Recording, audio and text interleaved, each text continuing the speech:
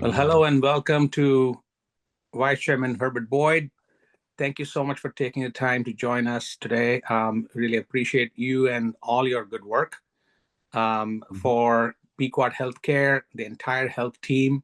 Thank you, Kutapatush, for all your hard work over the years. And just wanted to, say that summer is here, and I'm sure many Mm. of the family and friends are enjoying in good health. So just wanted to share with our listeners, both within MPTN and outside, that listen to Pequot Healthcare's podcast, Better Value Health. If you wouldn't mind, Vice Chairman, would you please share what your current roles are amongst many hats that you wear? Sure, sure, Dr. Vora, and I just want to thank you for having me on today too. So, currently I serve as the vice chairman of the Elders Council, and we as a whole, we focus on the community. We focus on cultural preservation and cultural events, and, in my role as the vice chairman, is deeply tied to our people's well-being. That's one of my top priorities, and not only the betterment of the tribe, the family, but also the individual tribal members.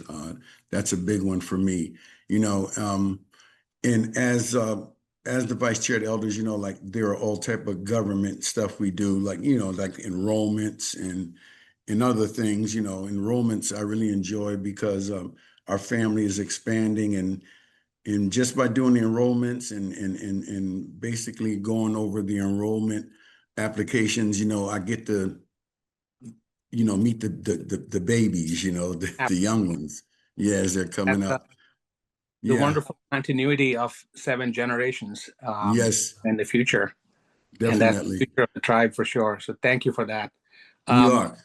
and, obviously, you have many other roles as well that you serve at MPTN and even outside the tribe, helping so many others.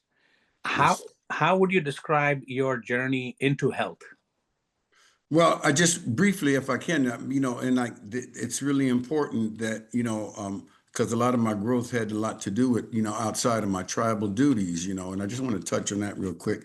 Because I got your email yesterday, it really made me think about it, because today, I think about my role, not only as a father, but as a grandfather, and, and I am now twice a great grandfather.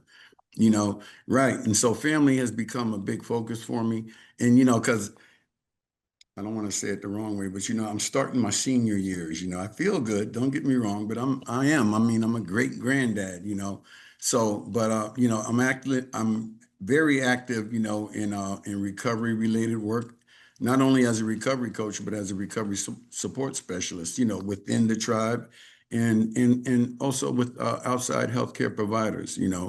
I love to advocate. I do it as much as I can, and my sobriety circles are a big part of my, extracurricular stuff that I do. I'm still engaged with doing speaking stuff, speaking engagements. I do volunteer work with UConn inside the prisons and with the Department of Corrections, working with reentry groups. So my my recovery related journey is very important because it draws from my own personal experience. You know, my um, my lived experience. To uplift others. You know, bringing all this work home to Mashantucket. And it really means a lot to me. I'm starting to already feel it already, but it means a lot to bring this stuff, home. But my journey has been shaped by resilience, from a very young age. I'm not only am a proud citizen of the tribe, but my roots extend deeply like into my father's background, my father being a Black American and growing up, like with my dual heritage, as I call it, on his side of the family and my ancestors there. So that dual heritage I talk about, it informs everything I do, not only as a man, but as a member of the tribe, and when you mix the two ancestries together, it's just a tapestry of resilience. I like to use the word cultural wisdom, and most of all, my responsibilities, to the tribe and also to my family. So I had to navigate both the historical challenges, Dr. Vora. I've had to challenge the personal struggles, including my recovery from substance use and mental health. But my journey has taught me that healing isn't linear, that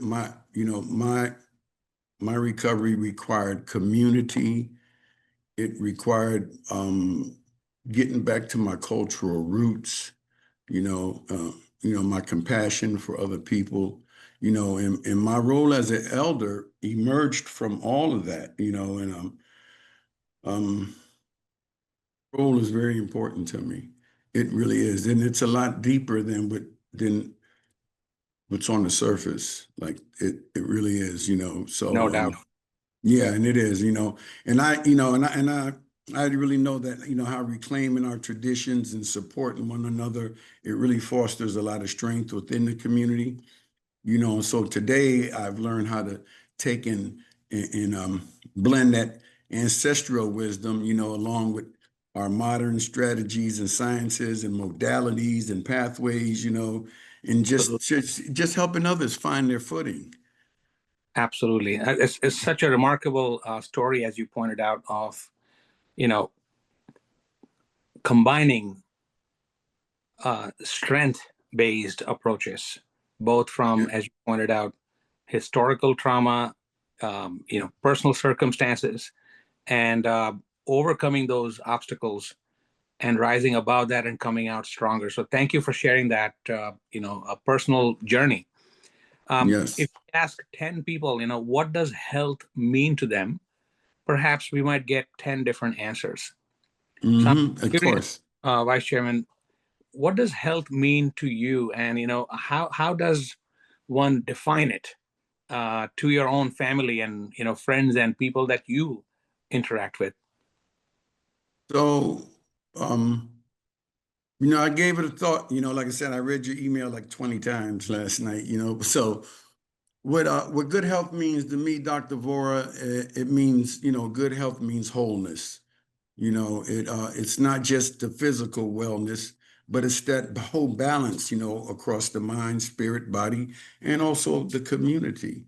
Uh, you know, um, and it should reflect indigenous teachings, about balance, but it's also shaped by our communal care traditions, And so, and when I look at, my the my other culture that I'm deeply rooted into also, both cultures understand healing as a collective, not just individual, but a concept deeply rooted with with my native teachings, and in my recovery, I learned that true health means honoring our story, while nurturing these connections, and as an elder, I see health as collective. When our people thrive culturally and emotionally, individual healing follows.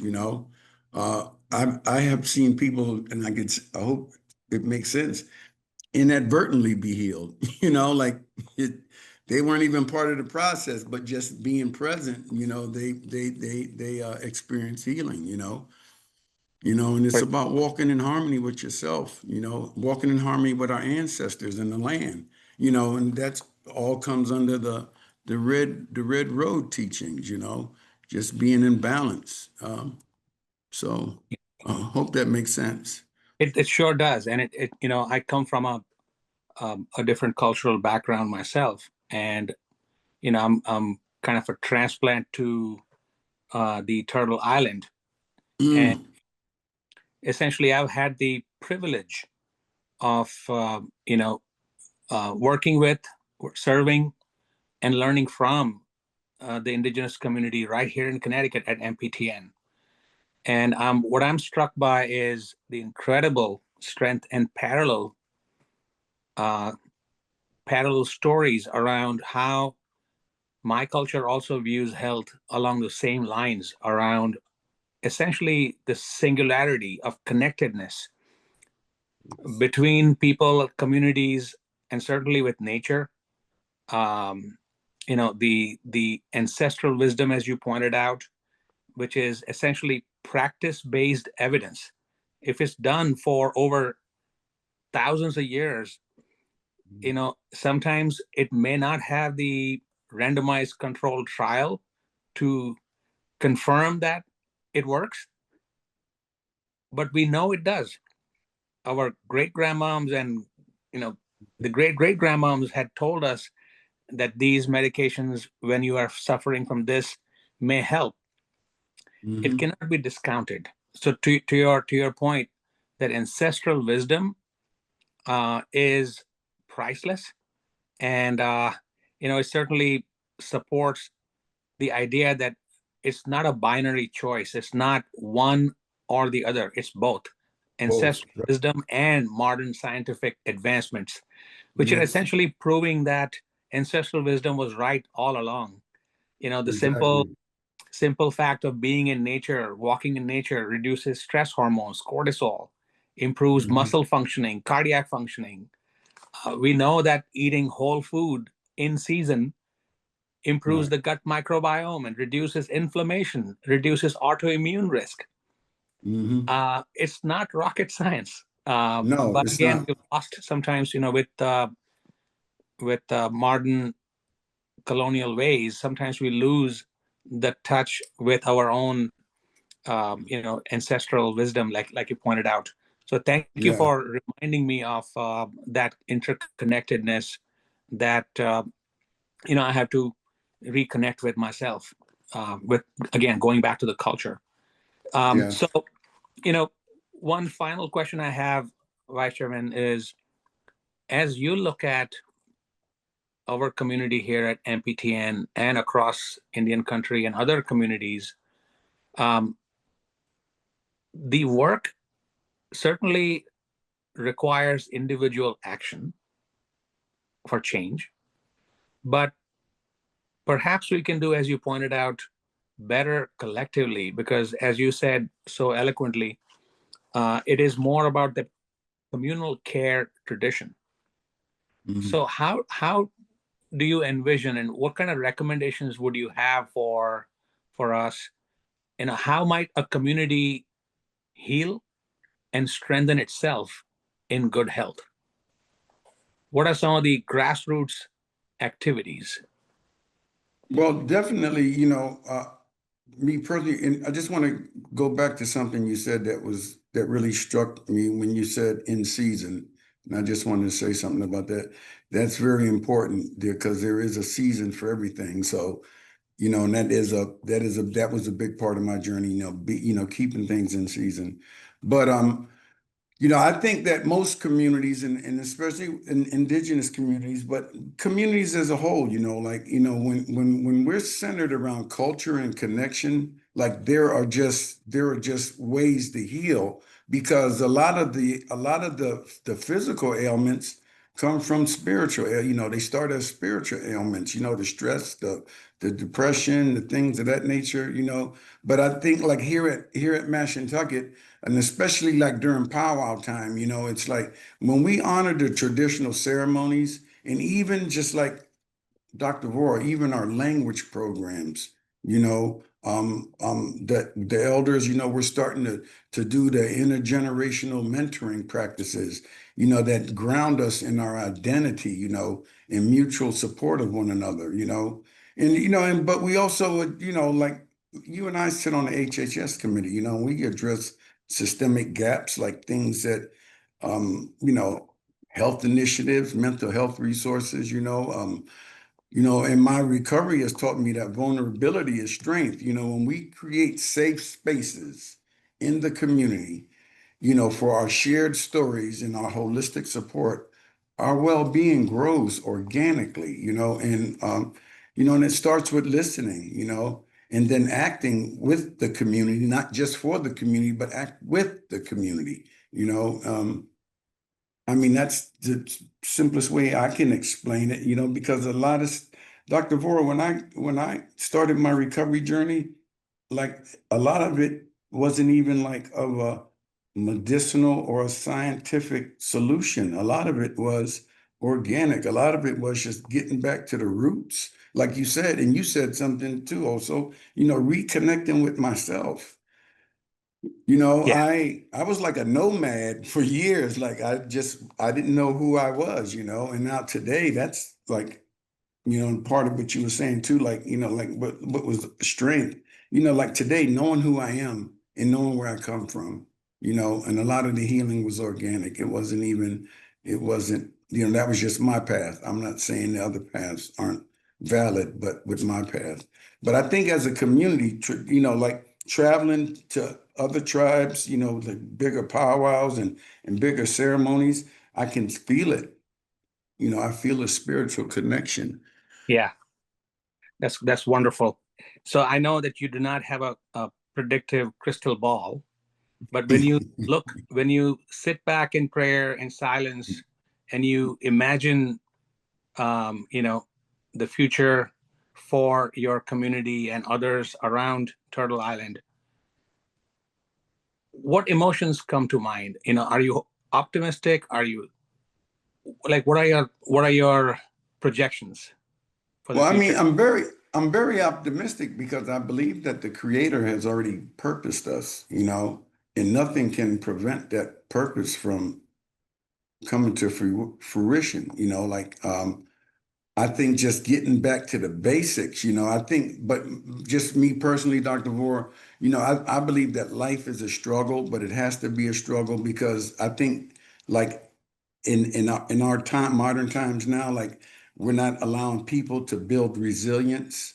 You know, we're making it too comfortable and we can't make it comfortable.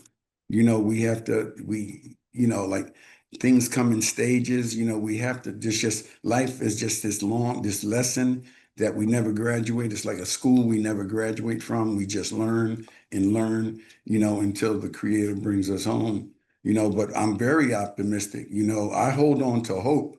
You know, I hold on to hope today, and especially in my work in the recovery field, I hold on to hope even when others can't even see it. And recovery has taught me how to find the light in them tough, dark places. You know, and as an elder, I carry that hope and that recovery torch for my community every day, and it brings me deep joy when I witness my people reconnect with their spiritual power, you know, and I watch my young relatives, you know, speaking their traditional languages, you know, and you know, just, you know, or someone in recovery just finding their voice, you know, in these moments remind me that this healing work is sacred. So I'm always going to be an optimist no matter what. Amen. Thank you so much. Yeah. With that, you know, positive high note, I'm sure there'll be, you know, further requests for follow up that might emerge around seeking your guidance around, you know, health and wellness of the community. And thank you for leading on the Health and Human Services Committee as well. And as you pointed out, you know, at MPTN, the community, the council, elders have those seven major objectives. And Yeah, objective number strategic. one Yeah. is that the community will have a healthier, happier, and longer life. So that's Yes. objective one that we all serve and work towards. And it's a work in progress. It's never done. And obviously, you know, building on just not just the medical care, but how might we incorporate health related social needs, unmet social Mm. needs, as a definition of health and well being? How might we start looking at cultural health as a necessary component of holistic wellness, as you pointed out? And there are some good signs, I know, and I'm hoping that regardless of the change in administration at the state or federal level, the recognition that indigenous wellness practices do have a healing role, Yes. and as acknowledged by the Centers for Medicare and Medicaid Services, where they acknowledge that the tribes may decide what indigenous healing practices they approve of or believe in, and who might administer those. And actually, there might even be some recognition and reimbursement for those services. Now I know that Mhm. it's not for the monetary value that the healing practices are performed, but at least there's a finally an acknowledgement of the rightful place of cultural healing in the modern medicine landscape. So, your work and the Elders Council and the Tribal Council's work and leadership on this will continue to build on that. And I want to thank you for sharing your story and the message of optimism, so that sometimes when things don't look so rosy, we just have that's that just an opportunity to learn and keep growing. Yeah, I mean, just remember that song, if it doesn't look rosy, it's just for a season. Dr. Vora, I really want to thank you for considering me and having me come today. This has been a healing. Just this talk has helped me some today. So I Thank you. appreciate it. We'll continue our conversation as well. So thanks again, and have a wonderful day. You too, Dr. Vora. Take care.